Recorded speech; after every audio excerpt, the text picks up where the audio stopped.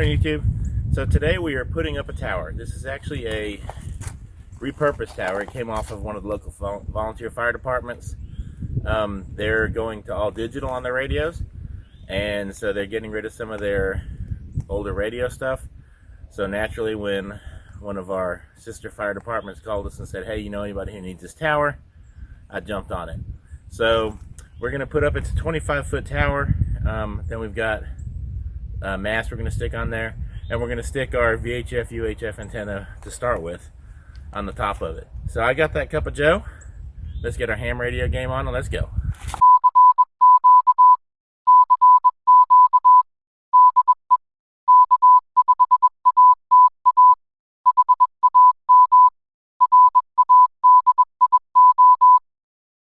Okay, I scored a tower.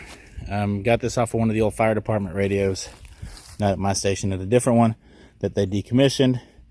And so I brought it home and we're about to get this thing put together. So let's hope it bolts up right. And okay, so the trick here is we need to try to compress these three legs in enough that they can slide inside of this lower section of tower here. I'm sure there's some fancy schmancy tool that the tower installers have. I don't have one, but I do have a ratchet strap, so we're going to give that a go. So I got it tensioned in there. It's all three of them are inside. There's no such thing as slowly reducing this pressure.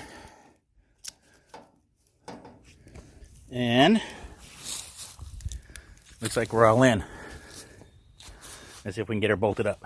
And you can see that's off of there. The bolts are all in. I got actually one more bolt to put right down there.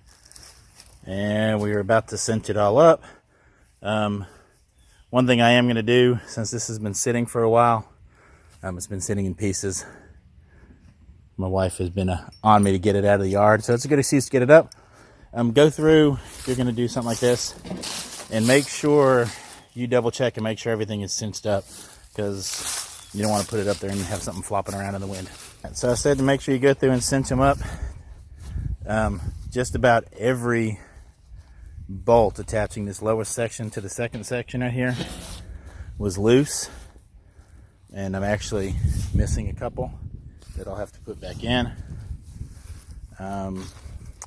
This one's missing right here, so I'll have to put one in for that brace. Everything else should be tightened up now. Now,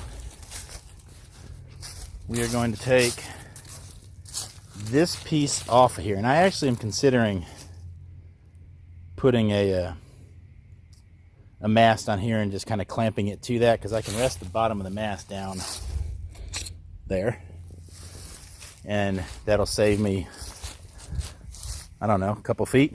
And well, a couple feet's a couple feet. So let me go grab that mast and see what we're going to do with that.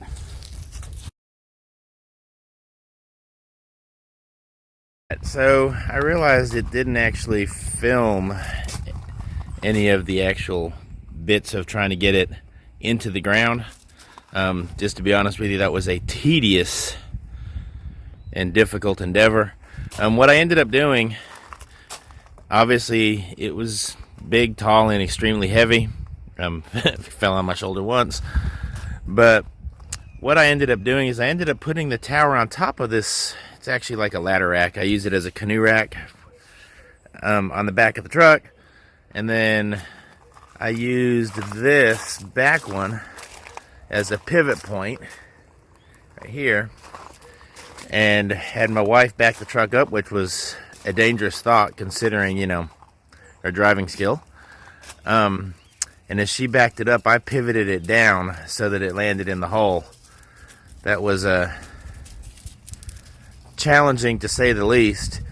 I think that there are a couple still pictures I'll throw in there, but it was difficult to say the very least there. So I would definitely recommend, if you do this, get a buddy to come over to help you get this thing up. This was kind of a wild hair idea that I had, and I didn't call anybody. I just said, you know what, I'm going to put this bad boy in the ground. And it's in the ground, but it was definitely harder than we thought. So that's how I got it in there. I'm apologize, I don't have film of it actually happening. You'd probably end up spending all your time laughing at me anyway.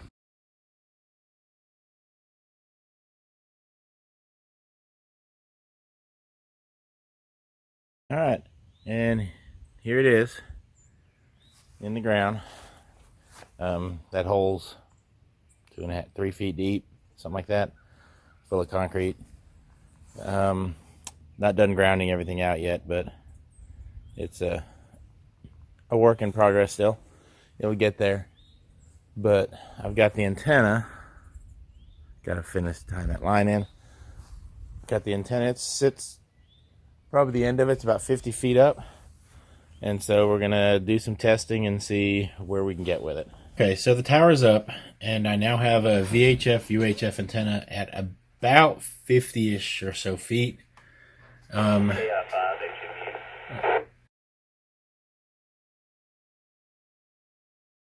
So as you can see, I'm hitting the Oxford repeater, and I'll show you how far that away is here in a second. Okay, so yeah, just make a note of it, and we'll plot it on the map there.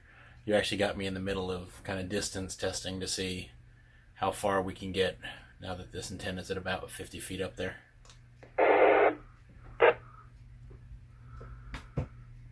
Okay, so real quick, I'm going to show you a little trick. This is Google Maps, and I'm just going to record this on my phone instead of, normally I would try to screen cap it, but there's a little trick here on Google Maps. If you go to maps or google.com/maps or maps.google.com, you click here, you can hit measure distance, and what that does is that puts a little dot there, and you can start kind of clicking around, and that repeater in Oxford is right about here somewhere.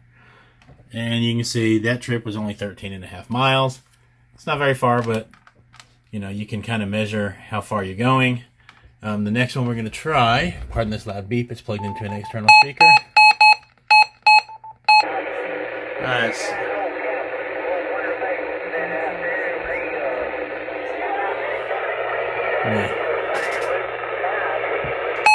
Turn him off. Okay, that's Iuka, Mississippi now. That's really noisy. But just to give you an idea of where Iuka is, that machine's right up about here. And the way it works is it kind of doglegs it automatically. If you just click that other dogleg, boom, it goes as the crow flies. And you can see I'm picking that machine up from almost 100 miles away. So now I'm not foolish enough to think I can actually make it into that machine on 25 watts because I'm only getting it with one bar. But you know what? Let's try it and see what happens. Well, they're still talking. See what I mean? I'm K5 ATA testing. Okay.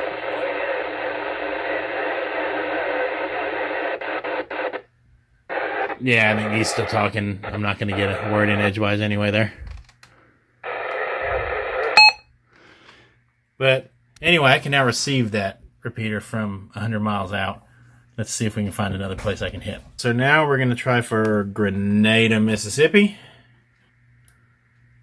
That is going to be down here. It's actually a little bit below there, I think. Boom. And remember, undogleg it right there. That gives you the distance, which it gives it to me at 42.71 or so miles. K5 ATA testing. And you heard the squelch trail. I made it in. I don't know if anybody's around to answer. It is dinner time on a Friday evening. K5 ATA testing. Anyone available for a radio check?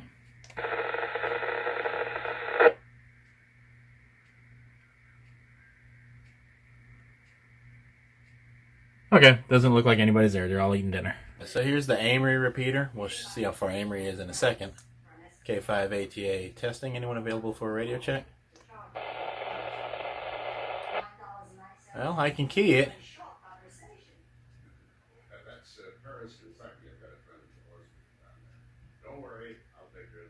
It doesn't look like anybody's home. Okay, and Amory is right at 74 miles. So I can key the repeater at Amory at 74 miles or so. So that's pretty good. Now, I don't know how well I'm coming through because nobody was there to respond to me, but I'll take 74 miles. That's pretty decent. So, all right, and that's that. As you can see, I'm getting pretty decent ranges out of this.